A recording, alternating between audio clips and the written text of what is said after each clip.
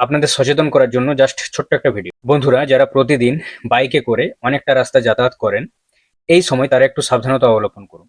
দেখুন, এখন অনেকেই আছে ঘুড়ি উড়ায়। আর এই ঘুড়িগুলোতে যে মাঞ্জা সুতোগুলো ব্যবহার করা হয় সেগুলো কিন্তু এখন খুবই ডেঞ্জারাস। এই মাঞ্জা সুতোগুলো গাড়ির বনেটে লাগলে গাড়ির বনেট শুদ্ধ কেটে যায়, তাহলে আপনার স্কিন এর কাছে আর কি। এই মাঞ্জা সুতোর জন্য কিন্তু এখন অনেক বড়সড় দুর্ঘটনা হচ্ছে, মানুষ মারাও যাচ্ছে, অনেক মানুষ গুরুতর জখমও হচ্ছে। তাই যারা প্রতিদিন বাইক বা স্কুটিয়ে করে অনেকটা রাস্তা যাতায়াত করেন, তারা এই সময় মোটামুটি একটু সাবধানতা অবলম্বন করুন। যেমন মাথায় হেলমেট ব্যবহার করুন, পায়ে বুট টাইপের জুতো ব্যবহার করুন, কারণ মাটিতে মাঞ্জা সুতো পড়ে থাকে, গাড়িতে জড়িয়ে গিয়ে পায়ে ফায়ে লেগে গিয়ে পাও কেটে যেতে পারে। আর সব থেকে জরুরি হচ্ছে আপনার গলা। এই মাঞ্জা সুতো গলাতে লাগার কারণেই কিন্তু বেশিরভাগ দুর্ঘটনা হয়।